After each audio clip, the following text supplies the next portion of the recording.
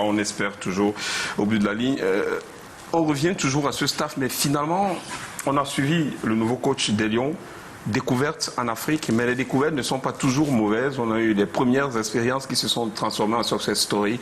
Aujourd'hui, il faut que l'homme se défasse de toute cette actualité autour de ces mésententes, travail foot, parce que ça peut ramener tout le monde autour de la table.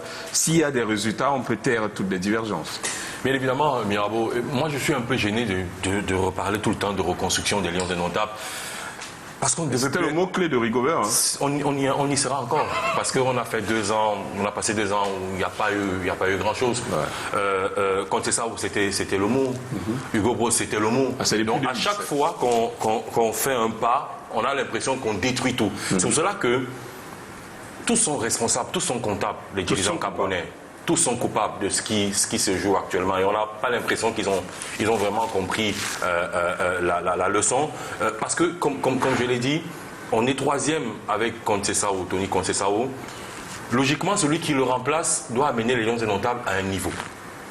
Mais il n'amène pas les Lions indomptables à un niveau supérieur. Il tient un discours contraire à celui que tenait le prédécesseur. Du coup, on dégringole.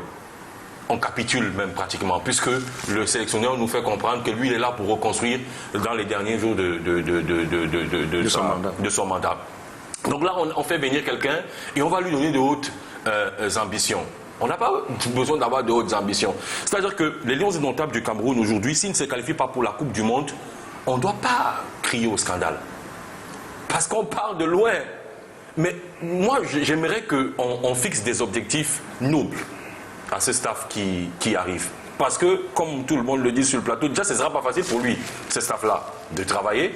Parce qu'en face, il y aura une certaine résistance. On a vu déjà à travers le communiqué qui est servi.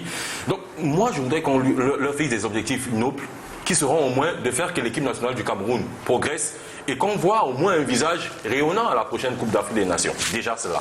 Qu'on arrive à sortir des poules et qu'on présente quelque chose de bien. Ce qui n'a pas été le cas en Côte d'Ivoire. La Coupe du Monde, pour moi, ce sera vraiment, comme quelqu'un a dit, la mayonnaise sur la cerise sur le gâteau. C'est ce que moi je peux dire par rapport à ce staff technique. Donc moi, personnellement, je continue de saluer l'arrivée de certains membres. Tout à l'heure, on les a cités. Le coach, le principal, souvent, n'a pas grand-chose à faire.